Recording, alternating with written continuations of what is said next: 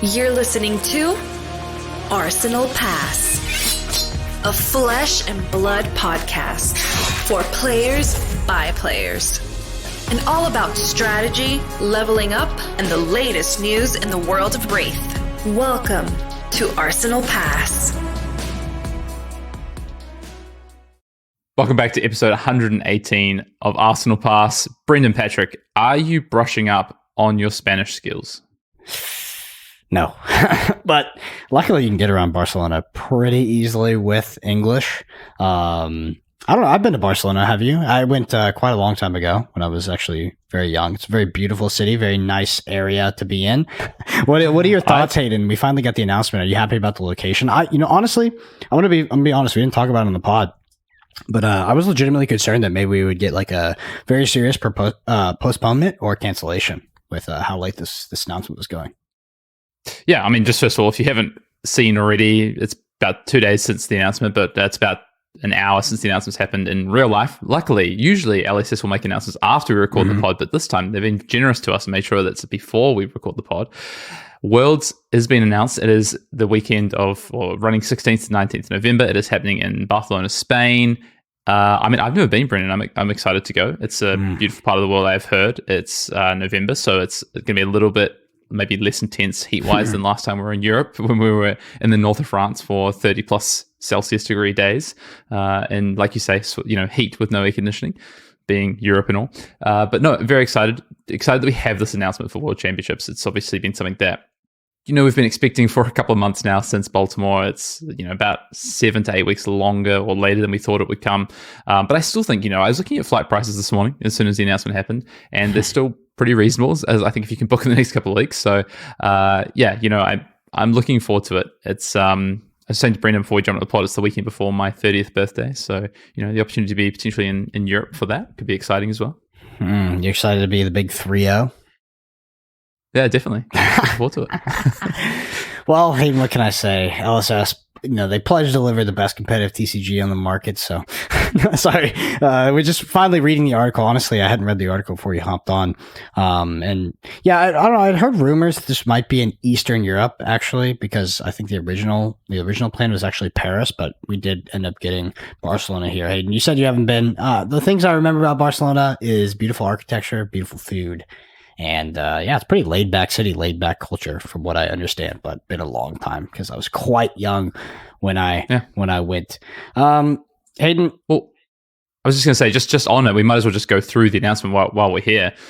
So this is happening in Barcelona, as we talked about. It is World Championship, so it is a mixed format. No Blitz this time, Brendan. It is going to be booster draft with the draft set that's coming soon, the next booster draft set that we will receive. So it's not the current format of Monarch. It will be the new booster draft set coming later in the year. It is also classic constructed, but again, yes, no Blitz this time, which I'm happy about from a preparation standpoint. I enjoyed preparing for Blitz last year, and it added something to the format that was a little bit more stale. This is going to be a much fresher format just based on set releases and when this is happening, and the schedule that LSS have this year for Flesh and Blood set releases. Just want to also point out as well, we do have a calling happening at the same time. So calling Barcelona will be happening the same weekend. That is going to be a sealed calling into booster draft on day 2, like you've seen from sealed events in callings previously. So that is going to be interesting with the new set. I think it's the first time we've had a sealed calling at a pro event, though, at a tier 4 event. It's previously been all class constructed from memory, right? Fine. I couldn't say across the board. I feel like yes, but anyway, I've played sealed callings before. I would say, I played them in Tales of Aria, which is notoriously pretty bad. But logistically, it can make more sense for a huge event like a calling to start with sealed, and they run into draft in the later rounds and into day 2. It's a fine line, Hayden. That set has to be quite balanced for the sealed format to not feel pretty bad at that level of competition. I know Tales of Aria definitely did. Tales of Aria was absolutely a set where you open your cards and you immediately push the Guardian cards and the Legacy cards to the side. In sealed, not draft, mind you. But Runeblade was way better in sealed. I thought Oldhim was playable. No, in sealed, Oldhim was not very playable. So Oldhim, the thing is with old, I don't know, this is pre-errata Briar was definitely much stronger than Oldhim in sealed, but you're right, you could potentially get an Oldhim deck, it was just very unlikely. Oldhim very much benefited from being a draftable hero rather than something you would potentially open up in sealed. I think just go ahead. I was just open Winter as well, surely. Yeah, exactly. There were some balmy cards in that set too. I mean, Winter's Whale. What was the? God, I always forget that card. The one that you can cast as an instant and it reduces based off the amount Awakening. God, that freaking card, dude. That card is annoying. Not bad. I digress. Yeah. Class constructed. So I mean, I was about to say I played a Monarch Seal Calling, so I'll trade you 1-for-1 on that one. But hopefully the Seal Calling, the new set will be a lot more balanced for Sealed. It'll be super interesting to see. I mean, outside of Sealed was a move on, I think, from previous Seal formats. So interested to see where this next set goes as well. Just in terms of other things, qualification, if you want to punch your ticket and get yourself to Barcelona to play in the World Championships, you're going to need to get yourself an invite via finishing in the top 50 or being in the top 50 at the September cutoff for 90-day XP, lifetime XP, constructed ELO, limited ELO. You can also get your World Championship invite through your national championships. It's no longer a PTI invite. It is a World Championships invite, which you can get for top 4 or top 8, depending on, whereabouts you are in the world. I believe it's top 4 or top 8, but check your local nationals to see what the prize distribution is. And of course, you can redeem a PTI to get there. And prize pool for the event is 300k prize pool for the main event, plus 30k for calling. There's also Battle Hardened happening on the Sunday as well. I can't remember seeing what format that was. It's class constructed for the Battle Hardened. Can you still redeem a gifted PTI or purchase a PTI to enter the World Championship, Hayden? I don't know if they specifically said that, but I mean, it does say redeem a PTI. Let me just check if there's anything about so you can redeem a PTI. Probably. Gifting a PTI. A player may also gift a PTI to another player by emailing Protein. So there you go. You can still gift PTIs. Still buy a PTI if you want. I just want people to know that in case anybody says like their first rodeo, you can definitely purchase a PTI to enter this event as well if you're not able to make it out to the events. I think you mean get gifted a PTI, Brendan, but I prefer the P word. Yes. But it is worth reminding that if you do gift someone a PTI or whatever shape form purchase PTI and the PTI is not redeemed for that World Championships, then it will cease to exist. So true. Make sure that you are going to that event. All right, Brendan. Well, episode 118. Last week we talked about the shadow side, the dark side of Dusk Till Dawn. This week on the pod, we're going to cover the light side of Dusk Till Dawn. Of course, Prism cards. We're going to talk about Boltyn cards, all the fun stuff. Plus, we'll take a look at some of the generics and other class cards there's some specializations in the set. Remember, there's an ultimate specialization. We'll definitely talk about that card, of course. Specialization. But that one's still in the format, so it's still in our format rather. Weekend Flesh and Blood. I mean, War of the Monarch happened this weekend. I got out to 4 drafts. Obviously, this is practice for nationals, so I managed to get in 4 drafts for War of the Monarch. I wasn't sure what I would get to, but again, I'm having fun drafting this format, Brendan. It's I just can't get a 3-0 in this format. Honestly, I've been drafting. I think every draft bar one, which I think I won 2, has been a 2-1. I just keep 2-1ing all these drafts. So I don't know. I don't know if that bodes well for consistency or that bodes not well for nationals. I'm not sure. Yeah, I got out to one event. I did end up 3-0ing. I did though. I mean, I 3-0'd on Boltyn. It was a funky split though. It was three chains, 3 prisms, 1 Boltyn, 1 Levia. That's a wild split, which I guess was consistent with the Monarch of old. I don't think it'll be consistent of Monarch at nationals. Overall, I actually had more fun than I thought I would. And I thought that. I honestly thought I was planning to not really enjoy the experience. This is a set that I've drafted before, right? I played this set plenty. But ultimately I had a pretty good experience. And I also ended up drafting definitely my least favorite hero in the format, which is Boltyn.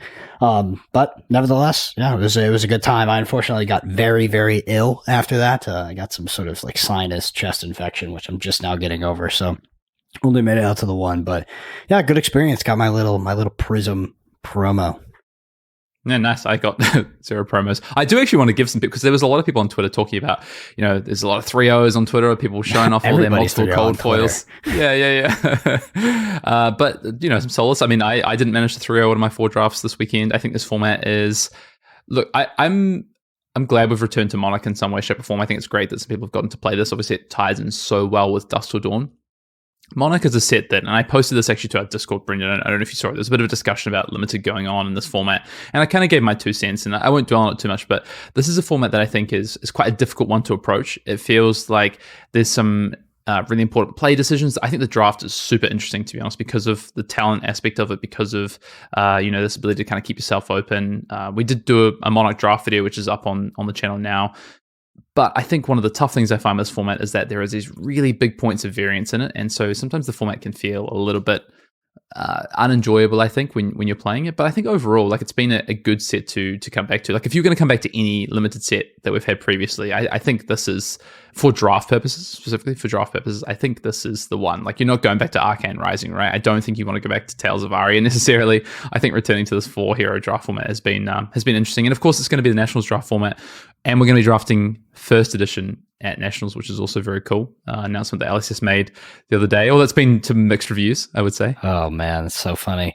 Yeah, first edition, the whole Monarch first edition limited era of Flesh and Blood was a funny little thing that happened. I definitely have quite a, if you're looking to buy first edition, I have plenty. Hit me up. Anyway, Hayden, I want to ask you some questions about the Monarch format as you post weekend, and just some of your really high level thoughts. Trying to get some heuristics here. What do you think is the most powerful hero fundamentally in the draft? Like, if it was an even split across all, and we had sort of a median power level in the cards, maybe no bombs, or maybe one bomb in each in sort of each class, what would be your pick? What do you think is the strongest? And then inversely, what do you think is the weakest? Yeah, I think it's a great question. I might just kind of, because I think it's all heroes kind of play into this in some way, shape, or form. So I think Prism has the lowest floor. I think that just kind of is true. Like, you have good numbers on your heroes. You have cards that block for 3. You have this kind of ability to take games into the in game with just one card in your soul. So I think Prism has like the lowest floor. I think, though, obviously, it does get punished by the amount of poppers. It does get punished by, I think, multiple people wanting to go into that hero a little bit. It's not quite fire-esque in terms of, how many people it can support, but, it is kind of the more of the fire of the set. If you're looking in terms of support for players at the table, it can support 3 players, I think. I think Livia has the highest ceiling. I think it's close between, it's the Shadow Heroes. I think it's Livia or Chain that have the highest ceiling. And the reason I say it's Livia, I think, is because you have really good numbers similar to what you have in Prism, but you also have kind of some of these pretty degenerate things that you can do. You can like cycle cards, like How From Beyond, for instance. You have ways to combine really big numbers in one turn. You have this equipment that allows you to kind of like pop off in the form of hooves. You have cards like Endless Maw, like a 2-card 9 is crazy, right? So I do think Livia is kind of up there, but if you're one of 2 Livia drafters, it starts to get tougher. If you want a 3 Livia drafters, forget about it. Like, I don't want to buy it. That's there was 3 Livia drafters at one of my pods in the weekend, and all my opponents, all the players were like, I don't think any of us have more than 10 6 attacks in our deck, which is just not where you want to be. It's just gonna make your life so difficult. That Livia is the hardest hero to draft, I think, as well, but has the highest ceiling. And then I think Boltyn is the most consistent. Like, I talked about variance before. All these heroes have these like kind of inbuilt aspect of variance into their hero and the card design. Boltyn has the least amount of that, but it has the weakest mechanic. I think it has the lowest ceiling, I think, overall. Like, you can have some crazy turns of Boltyn, don't get me wrong.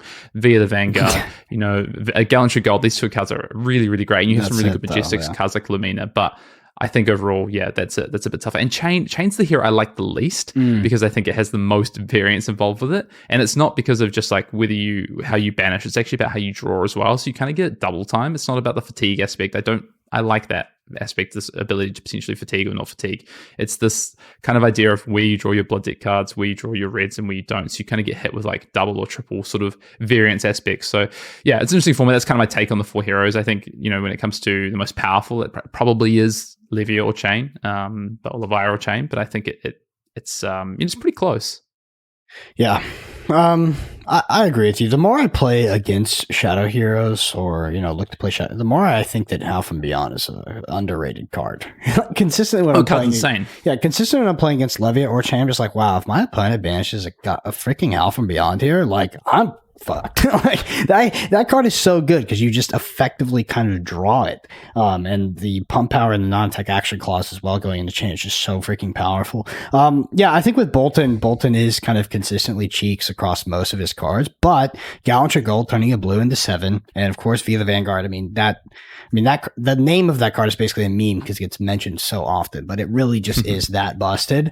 But if you look at the rest of Boltyn's cards, you're like, okay, 0 for 3, and then my opponent can just like not block it. Great. And I'm stuck. The thing is with Boltyn, I feel like sometimes you can get into the trap of potentially like IP penalizing yourself like on turns where you're like, oh, I'm gonna banish, or, I'm gonna take something out of soul, go again, and I'm gonna do this attack. Your opponent's just like, no blocks, and they hit you with some banger 4-card, 5-card hand.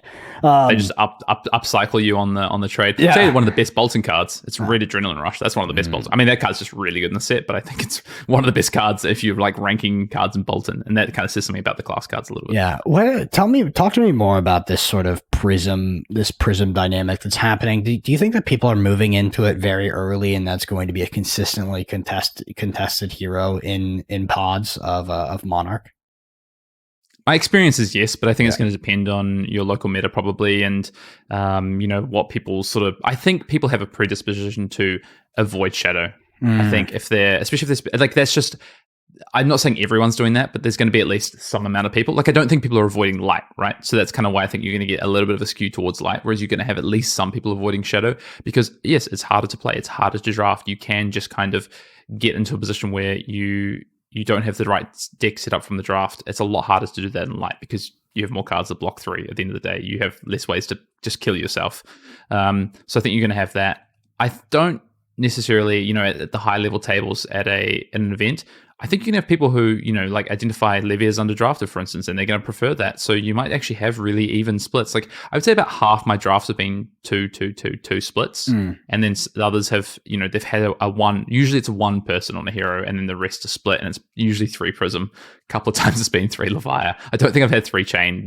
Those decks, 3 Chain decks are also terrible. But yeah. Yeah. Sorry, I had one more question here. I was right at the tip. Oh, how many cards usually? So Monarch is a historically low defense set. How many cards do you find yourself playing in your standard deck? Do you usually go for that 30, or do you sort of side up to potentially fatigue some of the shadow heroes? And then just a little sub question on that is how sort of frequent is the fatigue against a shadow hero like Leviah or like Chain? I think from the light side into Chain, it's the fatigue plan is a plan. It's a vibe plan. It really is going to depend on how, like, if I know there's 3 Chain at the table and I'm, got a really good Boltyn deck with a bunch of 3 blocks, I'm probably just going to fatigue my opponent, to be honest, because I know that they're going to be struggling to play more than 30 cards or 32, 33 cards because they didn't get them, and they're not going to be quality cards.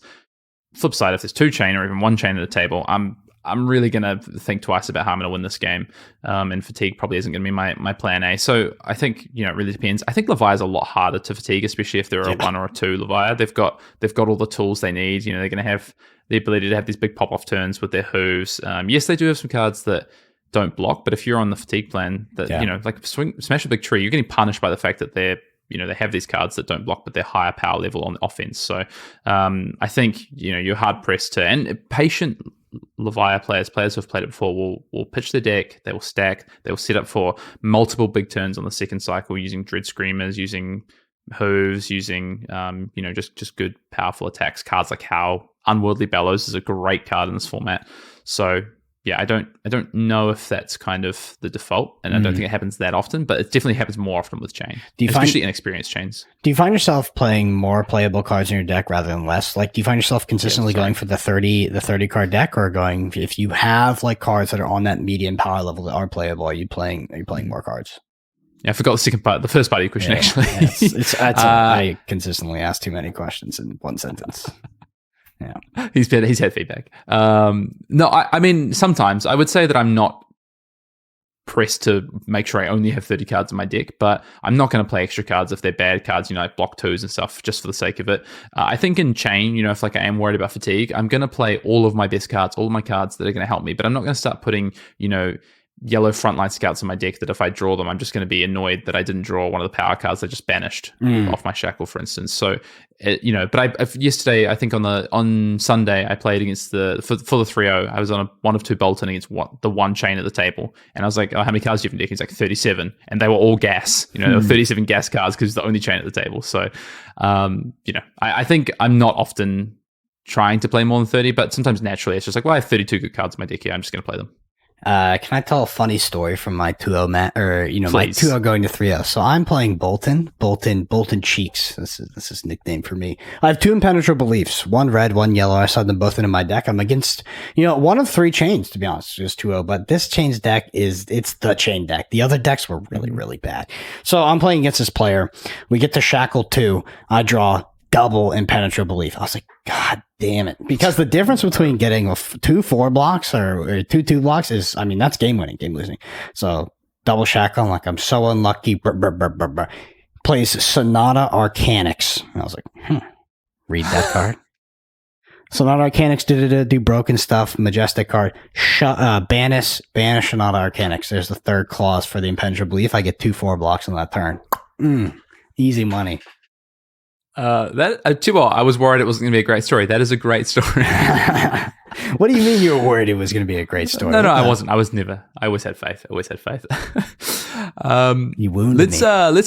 I think we've talked a bit about Monarch. We want to talk about Dusk Till Dawn. Let's flick through some news items quickly, get to a great command and cookout question, and then let's talk some Dusk Till Dawn light and generic. So Dusk Till Dawn is out this Friday. Go and pick up your cases, your boxes, open your product, get your singles, play some Monarch this weekend if you're going to go to any constructed Blitz events, whatever it might be.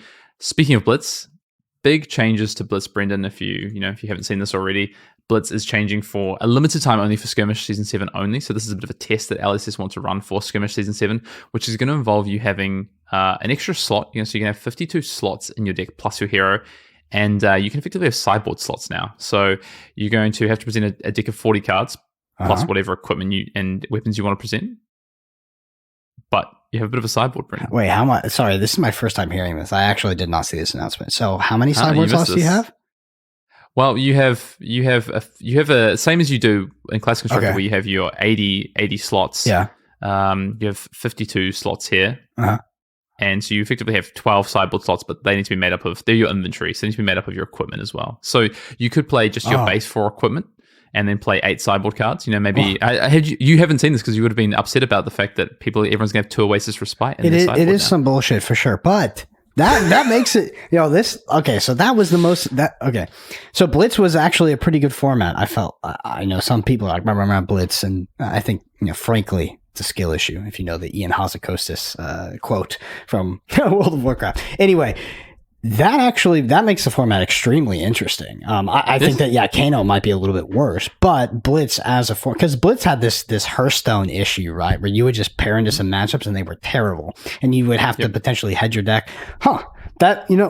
It's very interesting. I'm surprised that they took it out of the Worlds format now that they maybe made it better. Obviously, you said it's a pilot, so they could go back on it. But I think that this will be a very welcome change. People have been complaining about that for a long time. And the pushback is like Blitz just fundamentally isn't that format, because if you add in the sideboard, it just becomes like Fast Classic Constructed or something. Well, it's interesting. So this is only happening. This is, like I said, it's a test. It's going to be for July 29th to August 13th for gem registered stores. Blitz will have modified deck constructions. So it's to be in effect only at Skirmish Season 7 Blitz events.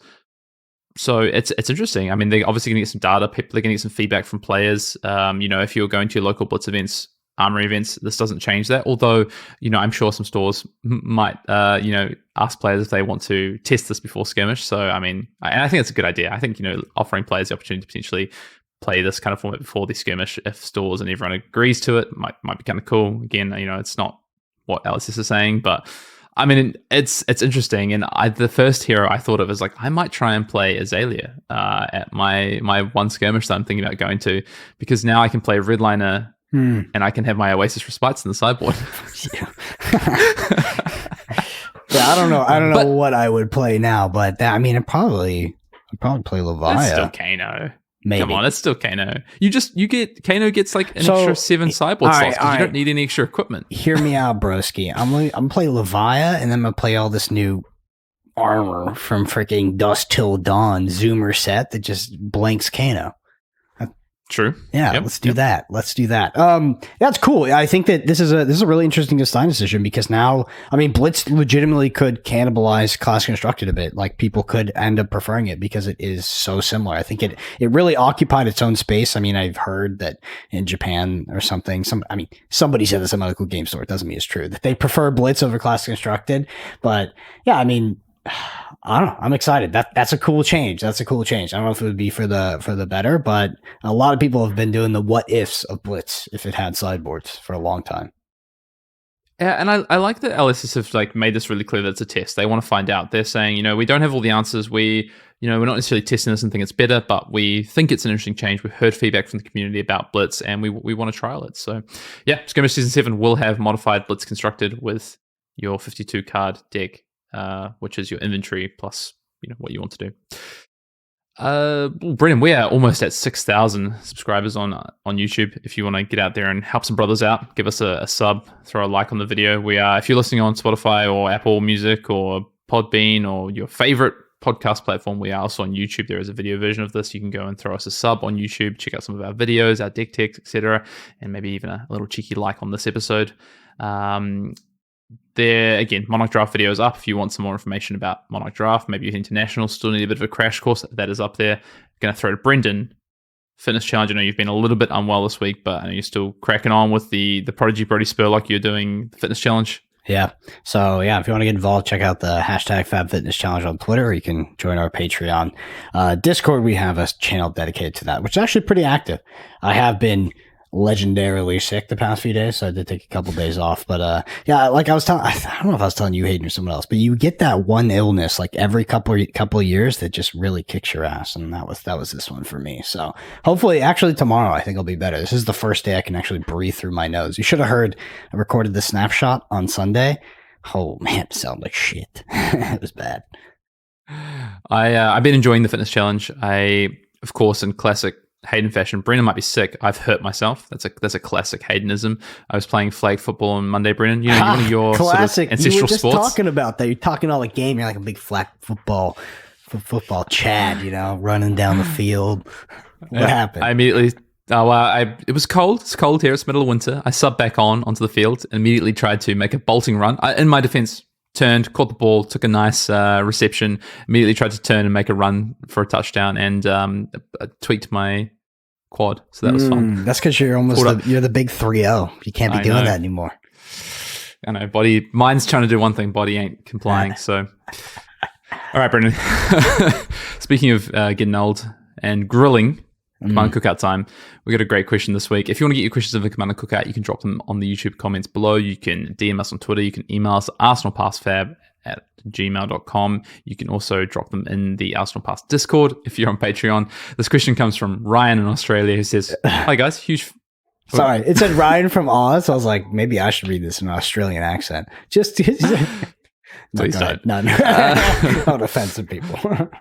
Ryan says, "Hi guys, huge fan of the pod. I really enjoy listening to your pods while at work. My question is a personal one, and I'm sure I'm not the only one in my position right now. I'm attending Australian Nationals in August. I'm feeling really lost and feeling a lack of confidence going forward as I was an Ultim main. With Ultim hitting Living Legend, a huge new set coming out, and only 5 weeks between the new set and Nationals, I'm really unsure on how to pick a hero and stick to them. Do you guys have any tips on how I can move forward? Pick a hero in a short time and prepare for an unknown meta we'll be facing. Is that a good idea? Thanks a lot, guys. Keep doing what you're doing." Yep. I mean, this is the Living Legend hero centric design question, but in the context of a competitive event, for what it's worth, I'll say that generally, it's not true, of course, all across the board. We don't really start prepping until like, I don't know, 5 weeks, a month before, right? I mean, you still play a little bit, but I feel like it doesn't get hardcore, start to lock in a hero, have real conversations about this is the deck we're going to play till about a month to maybe 5 weeks before. For us, yes, but I think it really depends on your kind of situation and what kind of player you are. And I think from Ryan's standpoint, right, like he is an Ultim player. That's the hero he's been playing. It's the hero he knows inside and out. So you're at this kind of like crossroads, right? Of like, where do I go now? That's kind of the question Ryan's asking himself. And a lot of people will be asking themselves this question, their hero before Boltyn might have been chained, for instance. They could have two of their heroes living Legion. Now they're in this kind of unprecedented situation. Maybe it was Prism, for instance. Where do you go next? And it's a great question. It's like, so I think there's a couple of ways you can look at this, right? So in Ryan's standpoint, you could go, okay, I'm familiar with Guardian. I could go down the Guardian route and just commit myself to Bravo, as Brendan will love to hear. Commit yourself to Bravo, learn, the ins and outs of Bravo, translating your skills from Boltyn, and like double down on Guardian, right? And just say, okay, I'm gonna get this Guardian deck into a position that I think is going to it's going to fit my playstyle and it's going to fit what I want to do. The other kind of road you could go down is you could find a hero that you really enjoy. Maybe there's one that you've played a little bit of outside of Boltyn, and you just dedicate your time to that and get that deck ready for Nationals. I think the other one, and this is one that a lot of people will go down, is they will evaluate the format. We've got Birmingham coming in a couple of weeks, which is going to give us the first kind of read. Well, I think it's next weekend. It's going to give us the read of the early format. Plus, there's also a Battle Hardened. Give us a read of the format and give you a little bit of understanding of what the meta could look like. And then you immediately try and dissect what that looks like and pick a deck that's going to be strong in that meta. I mean, yeah, basically. And then you double down on that deck. You give yourself the 3 to 4 weeks and you just learn the ins and outs of that deck. You get your sideboarding plans set up. The other thing you could do is you could wait a little bit longer. You could dabble a little bit, play across a few heroes, find what you like, and then wait till you get closer to the time and try and work out just what is the best position deck? What is the most powerful kind of hero deck for this particular meta, for the current sort of season? What's being developed, kind of at these events we're seeing globally, and pick up one of those heroes and run with it. It's basically just saying, oh, well, I'll pick up one of the top 3 decks that kind of emerge over the next couple of weeks. And I'm going to be a little bit later to the party, but I'm going to have potentially a more powerful deck, a more refined list than maybe, picking up kind of just one of my heroes I like and tweaking those. And then the last one, Brendan, I think, is just saying, well, what is the most powerful deck right now, probably coming out of the format as the format changes? Is Lexi still one of the best decks, if not the best deck, even with the ban of Bullseye Braces, and just, committing to something like Lexi and saying, well, I'm just going to have one of the most powerful decks and I'm going to learn it inside and out. So there's a lot of different roads you could go down, I think, is if you're in Ryan's position, and a lot of people will be in this position. But, it's not easy. I'm sitting over here myself thinking, I have no clue what I'm going to play at Nationals. I've kind of like dabbled around, played a little bit with a few things. Everything is feeling I don't want to play Lexi too. Like that. I'm in the same position. I would have played Oldhim if it was still legal, regardless of the power level. I just think that Lexi is boring. Surprisingly, even though Oldhim is kind of the slower deck. So I'm in this position as well. So I think Hayden gave a very good holistic answer. I'll just give you sort of the down dirty what I would do if I was in the same position. So assuming card acquisition was of no factor, I would literally just watch these tournaments Hayden talks about. I would see the top decks, and then I would go to Talishar, play those decks, maybe get a group of players, maybe try to tweak the decks a little bit, not try to reinvent the wheel, pick the 2 to 3 most fundamentally powerful ones, take a couple months testing period. You said 5 weeks, so probably a couple weeks testing period. Figure out which one gels with you. Start working on it. Develop your game plans. Pick that as a hero. That doesn't solve your issue of you started with this this phrase. I am an Oldhim main, or was an Oldhim main. That's sort of, I don't know. It insinuates that you have a proclivity to that hero and that hero's identity. This process would be completely separate from that, right? This is like, you need a deck for the tournament. That's what I would do. Is I would look at the tournaments, I would look at the results, I would take those decks to Talishar, test them out, and then, I would snag the cards right before. In terms of like finding a new hero that just defines you, that you enjoy playing, that's a process, man. I don't know how the answer to that, but, yeah, in 5 weeks as well. A lot of us are in that position with Oldhim rotating out. We have been before. Chain was a hero that I enjoyed playing, to be honest. And as it left, I defined something. If I was going to give you an advice, I can give you advice. There's a hero called Kano. If you play that hero, it's playable. It's playable, and you will always have respect. People always respect you, and they will never. You will be an enigma among your peers. You'll be the person that plays Kano. No, but no one respects me when I rock up to my locals with Kano. Yeah, maybe don't take it to locals. Everybody's got their 100 card decks with all their extra spell void in it. Yeah, Kano's not really locals here. It's good testing. It's how you learn. That's like the trial by fire. Full thing is spell void. Okay. All right, Brendan. Thank you for the question, Ryan. Great question. I wish you best of luck trying to pick out, like Brendan says, it might not be time to find your new hero to dedicate yourself with, but it could just be a process of, I'm going to find the deck to play for Nationals. But look forward to seeing you at Australian Nationals happening in the end of August. Main topic time, Brendan. Let's talk about Dusk Till Dawn, let's talk about the light side, let's talk about the generics. And I think, first of all, we've got to talk about just macro impacts of the set. And of course, this is half for, same as Shadow, half for a new hero, half for an existing hero. So why don't we go existing hero side first, and let's talk a little bit about Boltyn from a top level. Like, just, okay, first of all, Boltyn's been a little bit of like the butt of jokes, you know. It's been Boltyn's been seen as maybe one of the worst heroes in Flesh and Blood after Azalea got the bump from Outsiders. You know, I guess my first question is Boltyn getting the Ranger treatment or not? I don't know. That's actually hard. So it doesn't. So yes. So it is. It actually is. And the reason it is because some of the Ranger cards were just like, they just are like literally more powerful than some of the other ones. At least they look like that, right? Boltyn has that with Soul Flare. Like Soul Flare is like, charge this card, get a bonus. Those cards don't exist. That's upside. I think that even if this doesn't translate to, is Boltyn a top tier hero now? And, you know, if you count that as a Ranger treatment, I think fundamentally the Ranger treatment is like, they got cards that were just by design more powerful. And I think Soul Flare adds to that a bit. You charge these cards, you get a bonus. It takes away, you know, what I think the original design of Charge was just, you're just, you know, card disadvantage putting this card in your soul. You're getting these tokens and shit like that. There's a lot of debate around Boltyn. You know, there's some players saying Boltyn is the hero that's gained the most from the set. It's now tier 1, tier 2 hero. It is going to be a hero we're going to see impact this format. We're seeing other people saying, you know, it got some stuff. It got some good stuff. It got some treatment. Unfortunately, they also are saying that, well, they feel, unfortunately, that also Boltyn is just a flawed hero. The mechanic, you know, charge is a flawed mechanic, and there's not really much you can do for that hero to get it to a tier 1, tier 2 status. It's going to be interesting to see. I think, you know, we're going to, in the next few weeks, get the first opportunity to see who's right on that side. I think I fall, you know, somewhere in the middle to kind of, I do agree that I think charge is a flawed mechanic. I think, like Brendan said, Soul Flare helps to fix that mechanic in some way a little bit, where you get a bonus so you don't lose the entire value of a card by charging it. You also have some stuff that's a little bit above rate to try and offset that. But I think we're probably going to see, my thought is probably going to see Boltyn land somewhere around, you know, playable and enjoyable and different to what we've seen, and have some really powerful play to it and do, you know, show up in events. But I don't think we're going to see it enter into tier 1 discussion. I will say that looking at the Boltyn cards holistically, they don't get me very excited. It just looks like more mid-range garbage.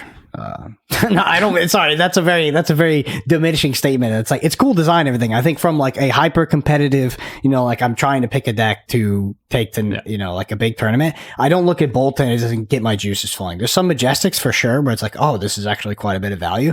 But the rest of it just looks like like Boltyn mid range does not compete. I think in current Flesh and Blood, I think Boltyn, you know, fucking alley oop draw my Luminas on the same turn can kill some people, but outside of that, I don't see Boltyn competing with like Lexi and stuff just on like a generic power level. And it could happen. I'm not the best Boltyn evaluator, and I'm not. Okay, go listen to Josh Lau if you want that.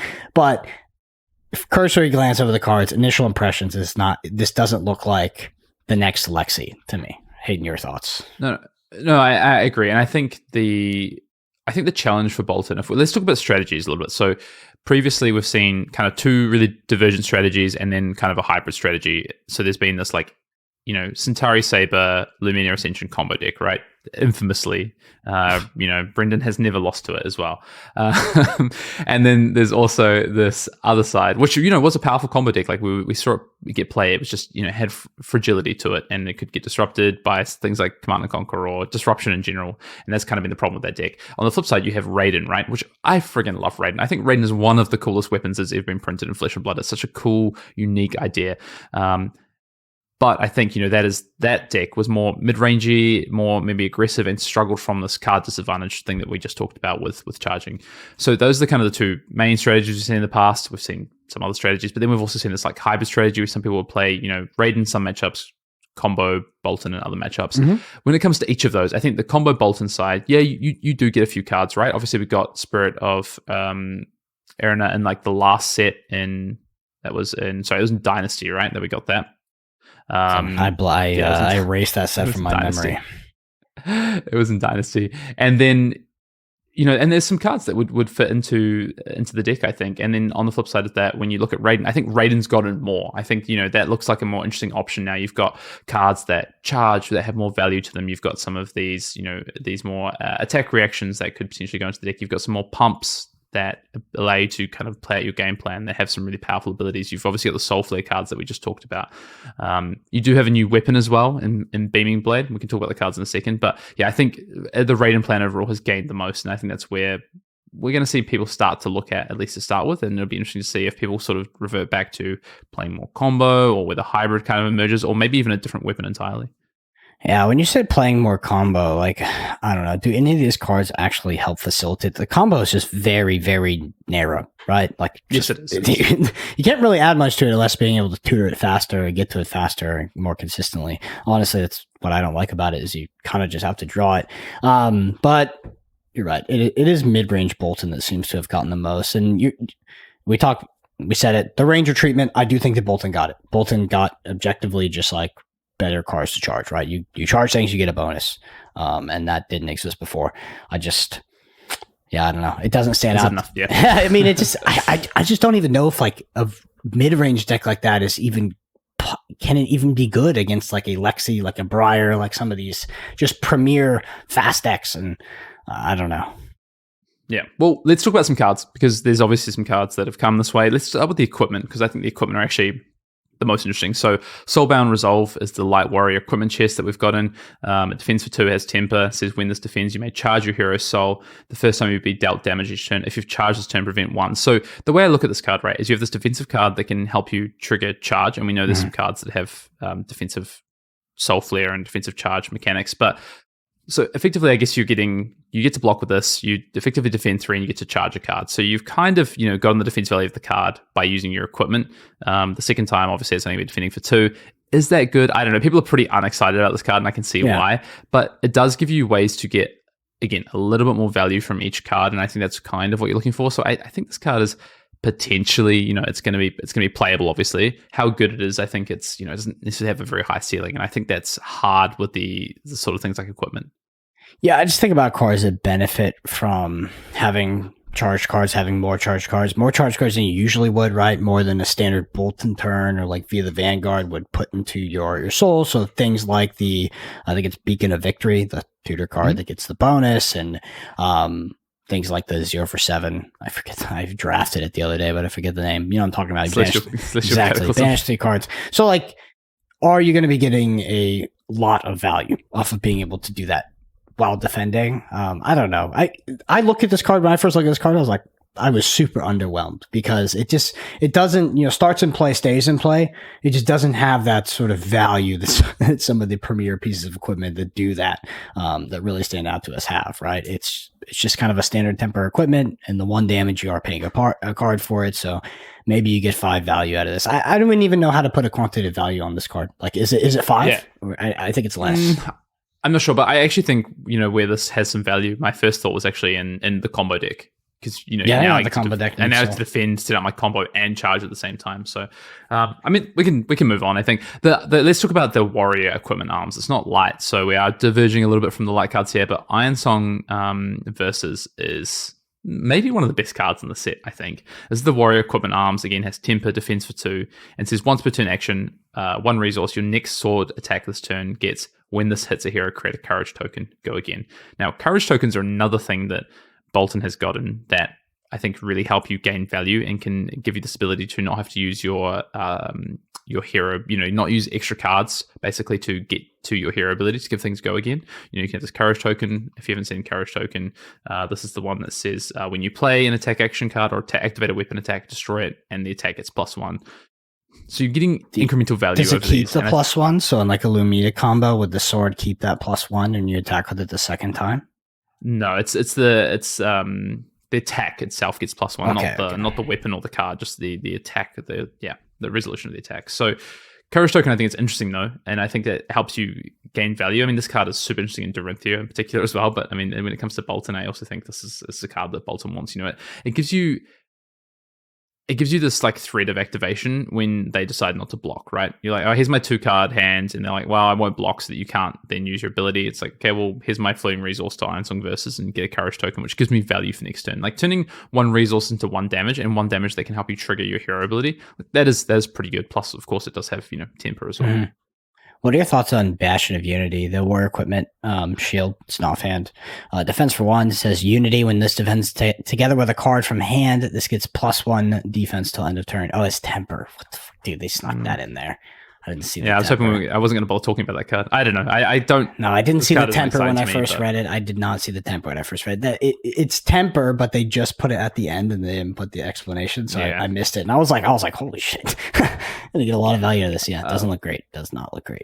Let's while we're at Warrior though, and not on light, let's just have a quick chat about Chorus of Ironsong, because this card is very good. I think this is the majestic yellow, cost 1. It's a warrior attack reaction, so not light again. It is a Dorinthia specialization, and it says until end of turn, target Dawnblade gets +1 attack, and damage this would deal can't be prevented.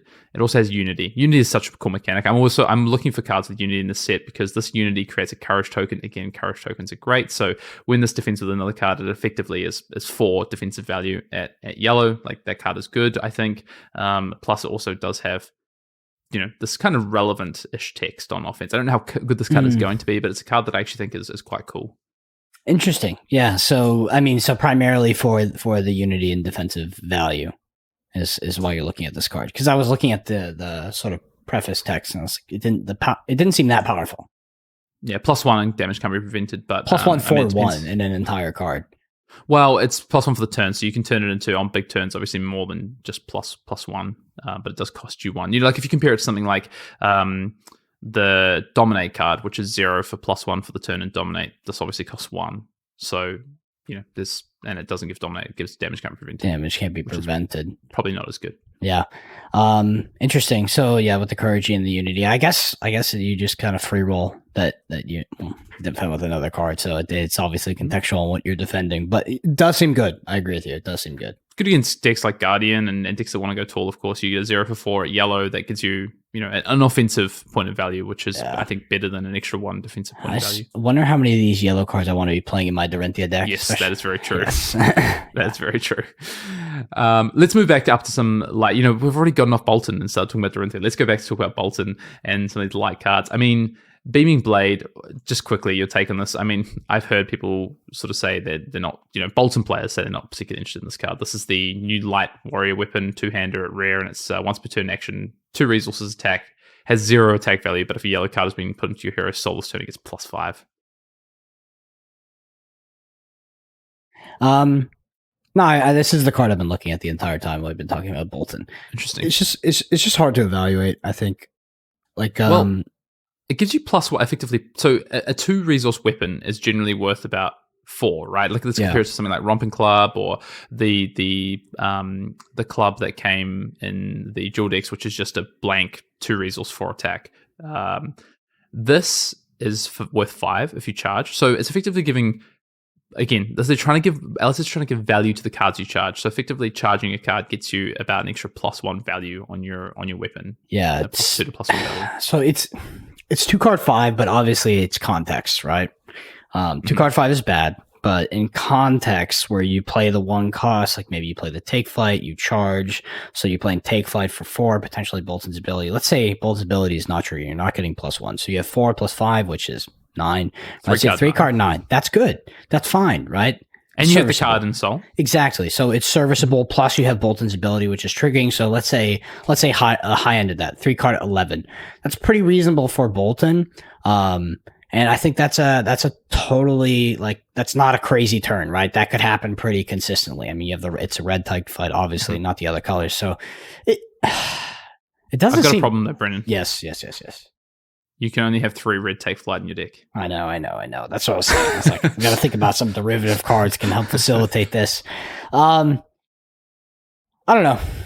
I think you have to be more of a Boltyn specialist to truly evaluate this card. Truly, what it takes to be able to play the Beaming Blade. It has to be a yellow card. Keep in mind, you have to have the yellow card put into your soul, which is a whole nother deck building constraint. Which they've honed in on. And most of these cards are yellow. I think you're playing very little blues now in your Raiden deck or your Beaming Blade deck. So here's the problem, Hayden, is because we just talked about 3 card 11 red Take Flight into Beaming Blade. That is a blue card. You are pitching a blue card. Yes. Yeah. So that's a problem. That's true. Yeah. That's true. Yeah, I don't know. I mean, it's an interesting card to me because it has the ability to come in for 5, and it kind of gives value to cards you're charging. And I think if I'm someone, I've not really played much Boltyn before, but if I'm looking to build Boltyn from a fresh standpoint, a fresh mindset, the thing I'm looking at is how do I get value out of the cards I'm charging? How do I mitigate the fact that I'm losing about 3 worth of value when I charge a card? How do I, it's a card that I can't defend with for 3. It's a card that I can't attack with. How can I, I'm going to get some value out of it at some point to give go again. And maybe that's it's hard to put a value on that, but I want to mitigate the loss of value of putting that card into soul. And I mean, 0 for 5 weapon, that is one way to do it. It's just whether, there's enough consistent ways to make it worthwhile or do the thing you need to do. So it's interesting. Why don't we talk about, finish up on Boltyn and talk about some of these bannerets. I mean, the bannerets are super interesting. You have the rare cycle of bannerets, and then you have the majestic cycle. The bannerets are all yellow. I think the most interesting one for me, again, is this courage token one. It's a 1 for 4 yellow. It's called Banneret of Courage. Majestic, defense for 3, light warrior, attack action. It has soul flare. When this is charged to your hero soul, create a courage token. I really like courage tokens. I think they're one of the most powerful things that Warrior's doing in the set now. And there's also soul flare, same mechanic. There's the 1 for 4s at yellow for gallantry, which is a quicken token, also very good. I think the Spellbane Aegis is a little bit more niche, and then there's the rare ones, which are 0 for 3, so 1 less power but 1 less cost. There's 1 defense to a card. There's 1 life and 1 resource. I think those ones are a lot less exciting, although the 1 resource one is maybe the best of those. Banneret of Gallantry seems good if you think about it in the context of Flick. The thing we just talked about. Sorry, did you mention? I was just thinking about Flick Flack value. Flick Flack. I was just not Flick Flack. Sorry, Flock of the Featherwalkers. Flock of the Featherwalkers. Yes, yeah. So I was just Flick thinking Flack. about the value for Beaming Blade. We just talked about Beaming Blade, and I don't know. Just 1 for 4 is on rate with a block 3, and this is a good rate for creating a quicken token as well. I mean, if you're using it via the Soul Flare, I don't know. Banneret of Gallantry is the most interesting to me. The only thing is maybe it's a bit of a nombo with Boltyn's ability, which is already giving you go again by banishing a card from Soul. But I think I want to be using not my soul. It's definitely not a nombo. No. It's definitely not. But it's not a straight synergy. Yeah. I think one of the things I want to be using my soul for is playing cards like Celestial Cataclysm. So if I can get, this is kind of my view on Boltyn at the moment, if I can get these cards some value out of my charge cards, and then I just get to turn that into something like Celestial Cataclysm, and have these kind of just over the top powerful turns that are massively above rate, and I'm able to play around on rate on other turns. That's exciting to me as potentially looking at something like Boltyn. What do you think about Banneret of Vigor? Is that more or less powerful than the Quicken token, getting a resource? I think it's less. I think 1 resource is less, although because you're playing yellows, that's a way obviously to be able to trigger your Beaming Blade maybe. I think, but then again, also it gives you that maybe you come in, you go, I play my Engulfing Light or whatever, I charge my Banneret of Vigor, and I've got my Iron Song verses, and now I have this resource that if they don't block it, I'm also getting an extra point of value with a Courage token, for instance. So, I think Banneret of Vigor is good. I think you're going to play some number of Bannerets. Look, I'm going to play some games of Boltyn. I'm a little bit excited about some of the ways you can look at it. I think there's some different ways to look at it. I want to quickly talk about V for Valor. This is a card that I really like the look of. It's a light warrior action aura, which I think is something very different. It costs 0 and it defends for 2, and you can attack reaction, use it, so you destroy it. You charge your hero's soul. Destroy this, charge your hero's soul, and then target attack is +3. So you put a card from your hand in, and then you get +3. So this is an onboard attack reaction, basically, that you can hold across for future turns, which I really like the idea of. Yeah, that card looks... I'm just thinking about I don't know how good it is, but it's cool. Thinking about the combo as well. If you have... I don't think you have the additional... Destroy this... I don't think you can have the additional... Do if you have Energy Potion? Yeah, but do you have the extra card to charge into Soul? And then... right. So, but you don't have to... You can use... So you can start with this in play, and then you can just attack with any attack, and then you can charge via this. So this actually works well in the combo, I think. It's one that it gives you potentially, the need for, well, not one less card, but it means that you can use a different card for your attack than just a straight up charge card. What do you think about Lumina Lance? Quickly. V for Valor is not target attack action; it's just target attack. So actually, you can just use this as part of the combo, and you don't have to. Yeah, that's quite cool. Yeah. Interesting. Well, at least because of Spirit of Aaron and being able to play it instant speed. So that's quite interesting. All right, Lumina Lance, light attack reaction, 0 cost, yellow pitch, blocks for 3. Additional cost to play this, banish up to 3 cards from your hero soul. Choose that many modes. Target light attack gets +2 attack. Target light attack gets when this hits, draw a card. And target light attack gets when this hits, draw a card. There was a bit of confusion, I think, when this initially came out. If you could choose the same mode 3 times, I believe you cannot. Is that correct? You can't, right? Yes, you have to pick one. Obviously not a warrior light, but just a light attack reaction. Do you have any thoughts about this card specifically? I mean, it looks like it's a card made for Boltyn instead of Prism. Yeah, I think so. Well, okay, if you're getting value out of your charge cards, like we talked about before, and you're making the value of putting a charge card into soul like really low, you're only losing like 1 or 2 max points of damage each time you charge. You can actually turn this card into like maybe if you're then assessing a soul card, it's like worth half a card, you can turn this into like 2.5 cards, and it gives you +2, gives you on hit draw and go again. Like that might be good, but I mean, I'm not excited about this card, even though it's quite like the ability of like flexibility of a card like this is always interesting to me, but I don't think this card's particularly exciting. I want to ask you about Blessing of Salvation.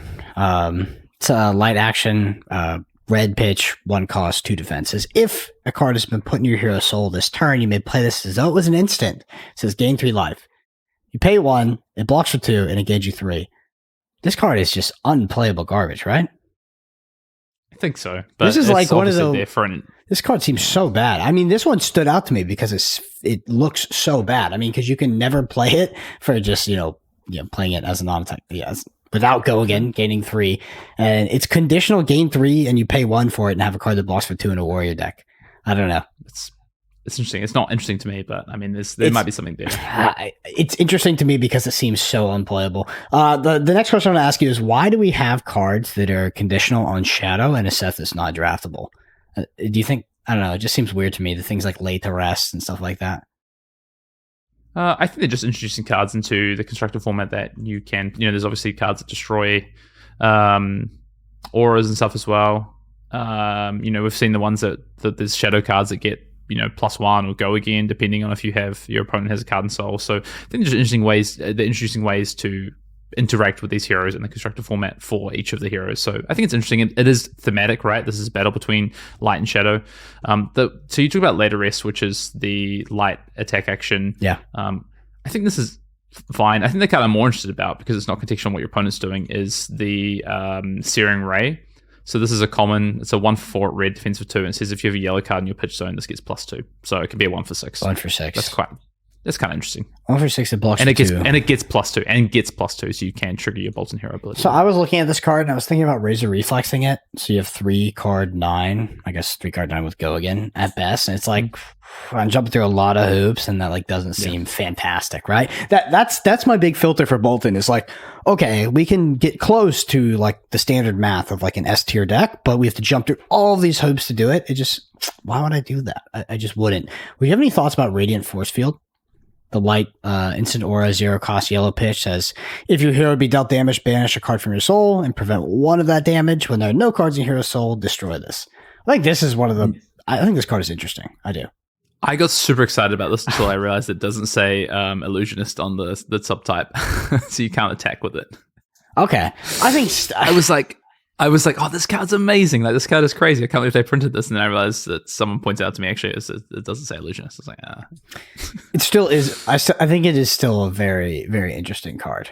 I really do. Like I don't see the immediate use case for it in terms of like what constructed that it slots into, but this is like this seems like an atypical thing to be able to do in Flesh and Blood.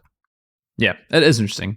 Well, I think on that's a good transition into Prism. Let's talk a little about Prism. Unless there's any. Do you want to talk about United We Stand? Like it's a it's a fun card, right? It's a cool card. And introduces this idea that we're going to see PvE and has interesting sort of ramifications for multiplayer. But I mean, bro, I didn't even read this card. So much text on it. You got this. Yeah, clear your throat. You got next 5 minutes when we're reading this card. Yeah, we're not going to talk about it. If you want to see United We Stand, it's one of the marquee arts for the set. Obviously, it has mostly all the light heroes, or I guess the heroes standing on the light side of the battle. But yeah, I mean, go and take a look if you want. I don't think it's going to be relevant and constructed. Let's move on. Let's talk about Prism. We want to make sure we give Prism a fair dink before we finish the pod. I'll tell you what, though. Thankfully, we don't have to talk through as many cards because there's a lot of reprints in the light side of the equation when it comes to the set. Because all the heralds are reprinted. All the heralds that were at common have been printed as rare, and then you get Herald of Judgment also printed at rare, along with Triumph, which I think was originally a rare. Yeah, it was. Hayden Dale's thoughts on reprints of heralds in Dusk Till Dawn. That's fine. I think it's a supplemental set, right? I mean, obviously it takes away from some cards that could have been printed, but I think, this Prism is a Herald Prism. Look, this is my take on Prism, right? We can just start from the top before we get into cards. My take on Prism is that they've given Prism players and Light Illusionist players a hero to replace Prism that is more balanced, is more enjoyable play experience for both sides of the table, I think. Well, at least one side of the table, your opponent's side of the table. I think it is not as powerful as the old Prism, and not even close. I think Prism is playable. I don't think my initial sort of view of what Prism could be is that it's not going to be a powerhouse in this format. Look, I am open to being wrong. It's so interesting because auras lead to what could be a really interesting build and archetype, and of course, obviously, you have the heralds there. But the new Luminaris Celestial Fury is not the old Luminaris. Yes. So I just think that basically what they've done is, they've given this light hero. It is playable. It could be good in the future. It could even be good now. But I don't think it's tier 1. I think it's going to be a more enjoyable play experience. And that is my view on Prism, basically.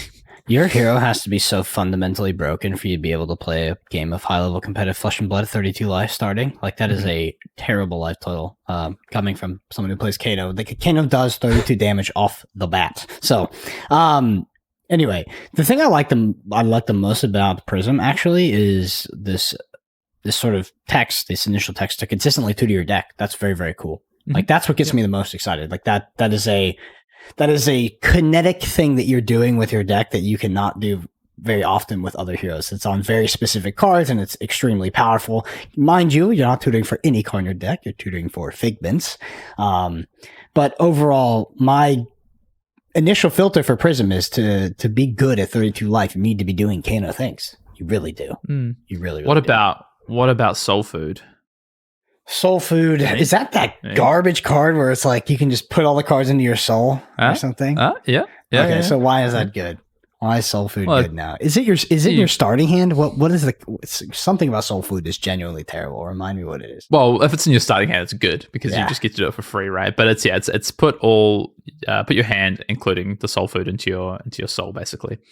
You get to go and search up a bunch of figments, right? So this is whenever a card with heroes and its name is put into your Prism Soul during an action phase, you may search it for a figment. So I think that's separate triggers. I'm pretty sure. I'd have to go and look at the release Soul notes, Food during your action phase. Yeah, you can play Soul Food during your action phase for sure. Okay. Not a big Soul Food guy myself. Never played the card. I was not playing. No, I don't think many people have played it, but yeah. I mean, I'm going to go and look that up as we kind of talk through and see if that does work. But that is interesting if you can like Soul Food and go and get 4 figments or something. I mean, because when figments enter the battlefield, they obviously have these abilities. So, for instance, like Figment of Protection is create a special shield. Judgment is you may turn a card in any banished zone face down, which, obviously is, I guess, more for hurting shadow heroes. But Ravages is deal 1 damage. So, I mean, these are all relative to if you haven't seen them already, also the art is awesome. They're relative to the heralds that they represent, the figments. And then, of course, they then turn into these angels. I mean, I was trying to look through all the angels. I mean, some of them are super interesting. I think the best thing about these angels is they all have Ward 4, and Ward is a really powerful mechanic, especially if you're able to kind of decide when you turn these figments into angels, because, of course, they do sit on the board. And so you can kind of have that decision.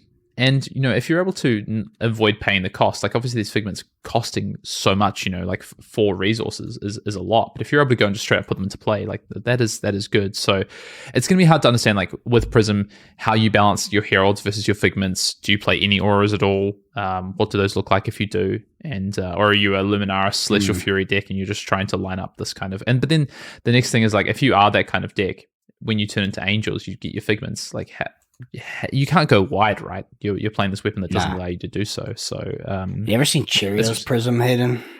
The OG deck, the meta breaker. Oh, so Cheerios Prism uses non-herald cards to get going, and we definitely got some buffs here. Nevertheless, you know what a card I'm most excited for? Celestial Resolve. This is the card. Celestial Resolve is a light illusionist instant. It costs 0, and it's a rainbow pitch, and it says target attack action card with Herald in its name gets +5, +4, or +3. I think defense. Yes, defense. Yes, mind you, that is important. I actually think this card is potentially pretty good. Obviously, it depends on deck building, but that's decent value. I mean, you are 100% committing to blocking with 2 cards when you're getting value out of this. So I think it's maybe matchup based, but I don't know. Seems pretty good for a blue that you could be running in Prism, getting +3 out of your blue. I mean, well, you just defend with the card at that point, but the +5, I don't know. I'm just trying to brew with Prism, to be honest. It is a mind warping deck. Like these. That's the thing. That's why I say I'm open to being wrong about, this, about how good Prism might be. Like it has a lot of really interesting parts to it. It just feels like it's really hard to pull them all together because you have, and I've said before about, not being able to go wide. Of course you can, use the weapon to give go again, but it does cost 2 resources. Like that is not a cheap cost, and it's only a once per turn instant. So that's kind of what I meant. But I'm just really unsure about what Prism could look like right now. My kind of first thought is it's going to look like something that has, of course, a mix between Heralds and Figments, and maybe a little bit of Auras. But the more of those non-Heralds and non-Figment cards you put into your deck, the more diluted a Celestial plan is going to be. Yeah. What do you think about Ward on these Angels as well? So if your heroes dealt any amount of damage, you prevent 4 of that damage, and you're losing the entire Angel. How do you think that's good? How do you think that interaction is going to be as the Prism player? You get these things going to feel very fragile. Like you're going to be getting a few out and then blocking a lot. Like what is the game plan around these Figments and turning them into Angels? I think Water is really powerful, as you know, as a Kano player. Water is very good. Well, it's very good against Kano. But I think because the power comes from the fact that you can kind of dictate when you want to flip these Figments, I think. So I think you can get a few into play, and then you can start to kind of maybe start to flip them and then leverage into this kind of game plan where you sort of start to take some tempo and you're not using, cards from hand to do it because you've got these Figments to play first and then you're flipping them. I think that might be kind of what the game plan looks like. It's a once per turn ability to awaken a Figment, so you could keep awakening one every turn, attacking them, replacing them, for instance. It could look a little bit. It feels a little bit more Dromai-ish than Prism-ish when it comes to these. Are Figments pretty dangerous because you always want to be getting them off of Prism's ability and never casting them for their cost? Yeah, they don't block. Yeah, That's but you never want to just be like, okay, Figment for turn, right? You always want to be, use whatever card with Herald with your name is put into Prisms, your Prism sold, or you go get it basically for free, right?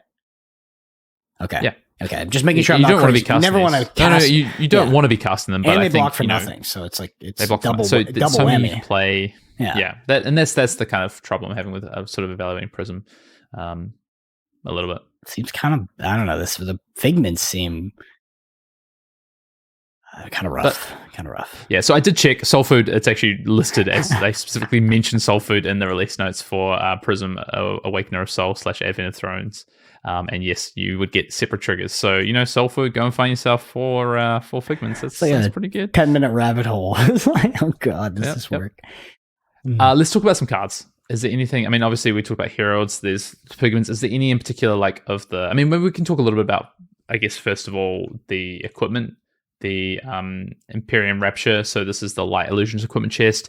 It says if a card with Herald in its name has been put into your hero's soul during your turn, the first hero ability you activate this turn costs 2 less to activate. So you can activate awaken your Figments for free, basically. Yep. And it says once per turn instant, 1 resource. This gets ward 1 until end of turn. So of course it would destroy it. So it's basically giving you, it doesn't block for anything. So it's basically giving you this kind of ability to at some point use it for 1 defensive value. But otherwise you're going to get this static ability off of it.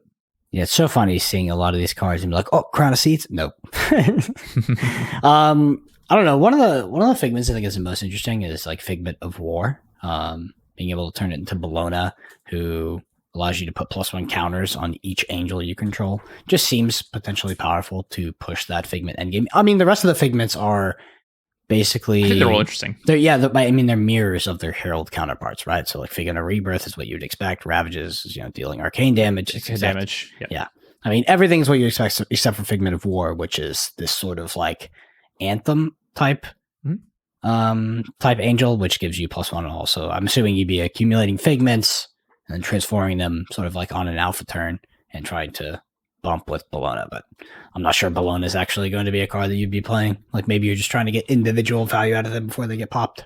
That's the thing. Yeah, are you looking for individual value, or are you looking to like, you amass like four figments, 5 things, whatever it has over this kind of game, and then you just go in your opponent's turn, activate Prism, and then on your turn, activate Prism, and then his double angel attack, and then or here's a herald into the once per turn instant, and then I don't know. It's gonna be really interesting. But that's kind of where I'd start, is trying to balance between heralds and figments, and looking at what sort of deck I could come up with. Probably have some defensive cards in there.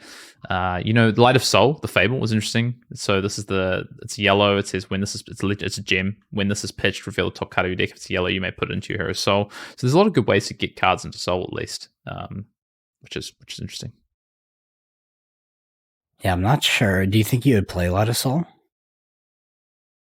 Again, it's another card that doesn't defend, so I mean, you're at 32 life. You're at 32 life. All right, so Kano starts at 30, and pretty much all the cards in Kano block. You block a lot in Kano, because if you don't, I mean, there's some heroes that, a lot of heroes kill you in 2 turns, but some heroes can kill you in almost 1. Like, it is a extremely low life total. I don't know. Prism is one of those heroes. I mean, you can tell by the design, right? It is going to be extremely hard to evaluate before you get your hands on the cards and feel what it's like to put this kind of deck up against something like Alexi. And I can imagine that initially it's not going to feel great being at that sort of life total. I don't know if it's more of a Herald-esque deck still. I doubt it, with Luminaris going away. Luminaris probably being one of the best weapons to help facilitate a Herald-based game plan. And even then, Prism wasn't a really Herald-based deck, right? It played like the auras, where a lot of the power came from. Yeah, that was the power builds. We started, and that's the thing. This Prism will go through similar probably to what we saw with old Prism, where we'll go through this kind of these changes of what the philosophy of what the deck could look like. And, in the end, we ended on these really powerful aura-based builds. But I want to ask sort of question to end on when it comes to Prism, and this is about Herald. So you talked about the card, you talked about Celestial Resolve. What about these other cards that interact with Herald? So we have Angelic Descent, which is a 0 cost. Again, all these cards are instants that don't block. This is a 0 cost instant, Light Illusionist. They're all 0 cost, actually. So Angelic Descent is the one that gives Go Again and +3 to an angel attack this turn. The more I think about Celestial Resolve, the more I think it might suck.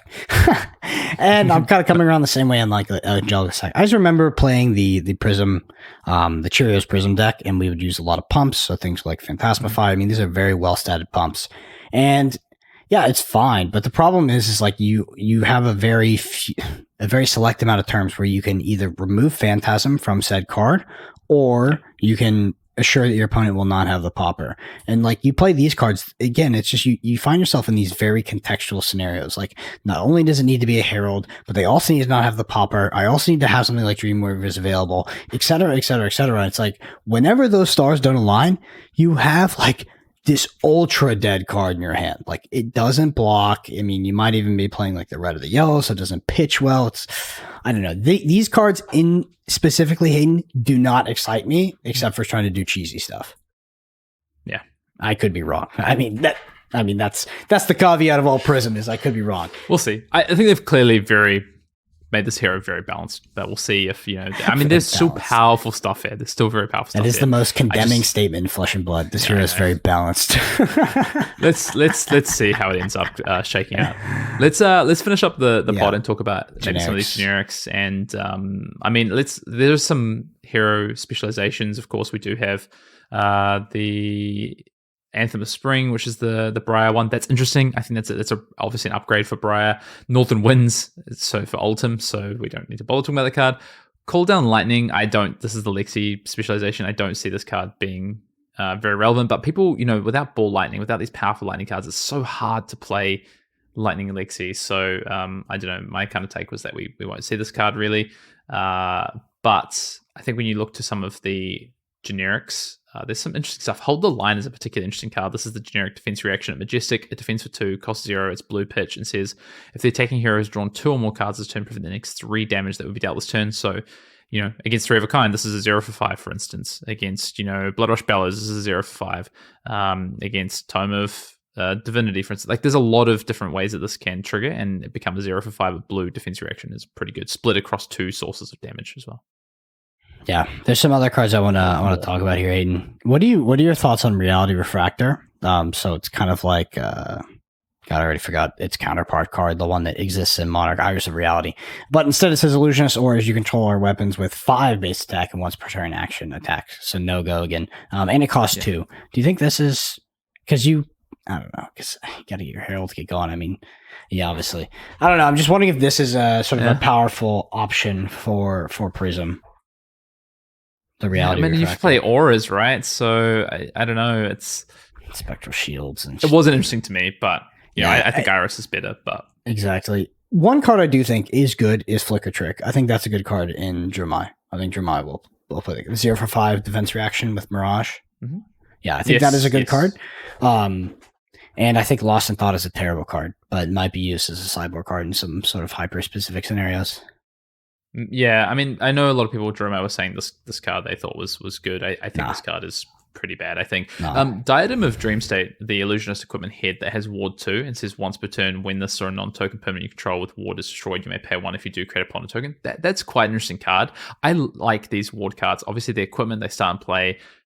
They might not remain in play because the Ward, they could die really quickly. But I think if you can keep these in play, same with the Celestial Kimono as well. Like the idea of Ward on these equipment is actually super interesting. I think it's powerful. That's a powerful ability. Like you have Ward on these other things, and you get Ponder tokens every turn. You just get effectively paying 1 to draw a card to especially if you're happy to arsenal most of the cards in your deck. Like, I'm not saying it's a card that everyone wants to play, and it's going to go into every Illusionist deck, and it's like the be all and end all. But I think Ward, like they've printed a really powerful effect on a card, and then they've given it Ward, and that is interesting. Yep. Unfortunately, it does go into a class where a lot of your cards don't block. I mean, so that does make it hard. This is one of those cards. It's very hard for us to evaluate right now, but it does have like that power ceiling. Anyway, just to touch on Lost in Thought again, because we didn't read out the card. Look at target hero's hand, choose an attack action card from it. If you do, they put that card on the bottom of their deck, and they create a Ponder token. Go again. It costs 1. It blocks for 2. People talking about this card being good they were high on their own supply on Twitter. Well, so it does have some effect, right? Like it is this kind of thing where you can set up these really big you can like stockpile dragons, and you can get to this game state where, in previous it's been the Miraging Metamorph, the aura that makes you lose Phantasm plus Mirage guy. Yeah, close. Yeah, that's the dragon, but there's also the aura as well. Aura. Yeah. I've forgotten his name. This is blue aura that costs 0. It makes So you have that, right? But this now could, you could take out the popper from the hand, for instance, and then come in with your ghostly touch. Also, I think the thing it does is like it gives you the ability to be like, okay, let's look at your hand. If you only have the 1 popper and I take it and then come in with my ghostly touch, like that is actually huge. Like you have all the information. And you can come with the whole turn. It's not like previously it was like you come with Ghostly Touch, and then it's like, okay, well, that lost Phantasm, they use the popper on the next dragon or whatever to end your turn. You can come with your whole team. So you get the information, and you put the popper to the bottom. You're not just stopping the popper for 1 activation. Like I do think this card does have some utility. I just don't know if it's going to fit into the game plans of how you want to use this. That's all. Yeah. Yeah, I agree with you. Crown of Providence reprint. We've talked about it already. Happy to see that. Frontline. I mean, anything to say about the frontline equipment? And potentially they're interesting. Blitz? Okay. Why is that? They're definitely interesting. Like the problem is like if you obviously go first, then they're immediately at best iron rot. If your opponent goes first, are they attacking you? Yeah, you why have would to use it on turn 0? Your opponent would have to be so dumb to attack you when you have frontline equipment, because they can see you have this. Why? Yeah, there has to be a reason, I think, and there are decks that potentially want to attack on turn 0, like Brute, for instance. But I mean, they're interesting at least. It's a cool idea. Will they ever see play and be relevant? I don't know. Okay. Censor. Anything to say about that? The ability. Okay, I'll read it out. I forget sometimes. Attack action. Attacks for 5, blocks for 3, cost 1. Red pitch says when this hits a hero, name a card. They can't play the named card until the end of their next turn.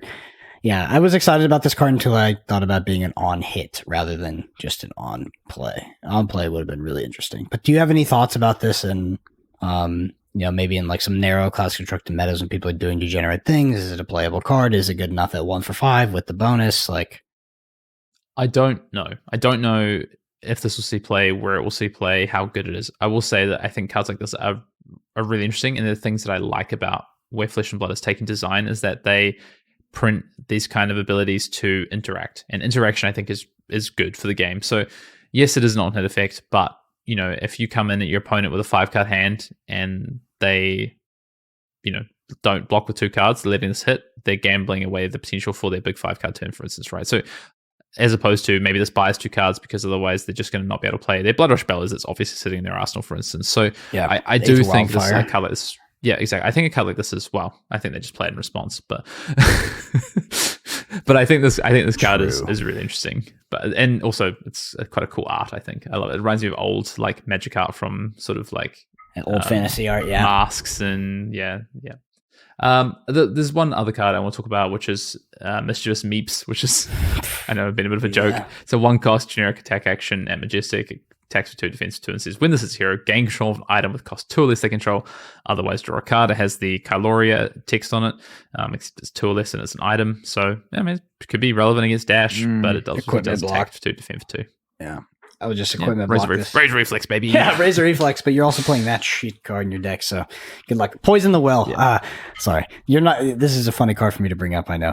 But generic instant blue, cost 0, says the next time it blocks for nothing, attacks for nothing. The next time your hero would gain life this turn, a hero would gain life. Instead, they lose that much life. Man, there was some people that came to me on locals were like, dude, you see the anti Sigil of Solace card? I think this card is really bad. I think this card is probably not going to see much play in Classic Constructed or Blitz, but I mean, it's an interesting card. This is one of my favorite arts in the set. I'll tell you what. It looks good, yeah. I think it's a multiplayer card at best. But yeah, let's talk. I just want to quickly hit on why this card is not good. Because this card is dead unless your opponent is like actually playing like a Sigil of Solace or some sort of gain life effect. You can't play blues to block 0. Like Titanium and then Bauble. It's 0 for 3. Yeah, exactly. So the ceiling is also kind of garbage. Titanium Bauble is like a playable card. Blue card that doesn't block for anything is not playable. You can't play those cards. But there was actually some people that were really excited about it. Multiple people, by the way, came to me and talked to me about this card. It's not good. Anything else from the generic slot you want to talk about? Hold the line, anything like that? No, I think that's kind of it, really. I mean, the set is super interesting. We've talked a bit about it last week. Kind of this idea of providing support for a set that isn't wide for necessarily all players for all classes. There's minimal support outside of the light and shadow heroes, but yeah, I'm interested to see kind of how this shakes out for Classic Constructed. We're going to get our first glimpse of that in the next week when we see Battle Hardened and also the Calling, see what people bring to the table. Will it still just be Lexi, Dromeyes? What's going to potentially replace Ultim? Are we going to see anyone show up with Prism, Light Illusionist and break the format? Is Levia actually the new it girl? We'll have to see, but yeah. High level questions to wrap up, Hayden. So in Dusk Till Dawn, quick fire. Shadow or light? Which one do you like more? From design, Shadow. Design, yeah, me too. Oh, from design, yeah, Shadow. I mean, design. Okay, how about power level? Actually, design's pretty close, to be honest. I think the Boltyn design is actually pretty interesting, and I think the Levia is, but I don't find the other two particularly interesting. Power level, I think Shadow. Mm-hmm. Okay, and let's say week. Okay, just call it Nationals meta. Do you think any of these heroes, Vincent, new Levia, what Levia is new, Boltyn or Prism, will make it into an Australian top 8? Let's just say top 8 in general. I actually think Boltyn is like the potential to be the surprise. I just think it might have the most consistency. I'm not sure. I've been playing a bit with Levia and it is tough. Still, dude, it is still tough. So I don't know. It definitely has the power. It's really going to depend on how good decks like Lexi and stuff still are. And sort of other decks. Look, I have been enjoying Levia. Might end up doing like a deck or something on the Levia deck that I've been kind of playing around with. But yeah, it is probably, I'm thinking maybe not good enough, unfortunately. Okay. And last question is, have you had any more testing on Vincent? And do you still have the same thoughts, or have you had new thoughts, or? Have I what, sorry? Have you tested Vincent anymore at all? Anymore? No, only a few games. I think it's I don't have much more to say about it. I think it's interesting. I think it's got such cool mechanics and there's so many different avenues to go down in terms of what you could do with it, but it's definitely not chain. Anyone who's saying it's close to the power level chain, I think it just straight up. So. All right. Also, people are underplaying Flail. Okay. Last question, I promise. Most powerful card in the set. What is it? You can only pick one. Most powerful card in the set. I haven't even thought about this. I mean, I'll tell you what, Scowling Fleshbag is a pretty powerful card. It might be Ironsong Versus, to be honest. I think that card is very, very True. Oh, but actually, Crown Province. True. You heard it here first. I mean, I'll just give a couple of like honorable mentions. I think Slithering Shadowpede is a really, really good card. I think that is it Spirit of War? Yeah, we didn't talk about Spirit of War, but that is I think a powerful card. Levian Redeemed is a powerful card. Like Levian Redeemed is that might be the most powerful card. Yeah, there's a few contenders. We'll see. Because it's a free roll, right? Like, I mean, ish. Wow. Ish, yeah. Coming in from the sideboard, it's a new concept. So it's just people will find that you can play around that card, which is interesting. Yeah. All right. Cool. All right. Well, that's going to do it for episode 118 of Arsenal Pass. That is our breakdown on Dusk Till Dawn. We'll definitely be diving into some class constructors with the meta starts to shape up, and we have some data to look at, some events to look at. I think we've got a special guest coming on the pod to join us next week. Hopefully, if all things go well with recording this weekend. You can find us on Twitter. We're at Brendan APG and Fian_Dale. Where are we? I'm lost. I don't know where we are. I'm 30 years old. I can't remember. I'm not yet. Okay, you can find us on YouTube at Arsenal Pass. Go check out some of our videos. We'll have some deck techs and stuff coming out for national season as well. Plus, go check out that Monarch video. Yeah, sub to that Patreon. We're raising funds to put Hayden in the home. He gets lost sometimes. It's getting old. All right. Until next week, we'll see you in the next episode. Thanks, everybody. See you next week.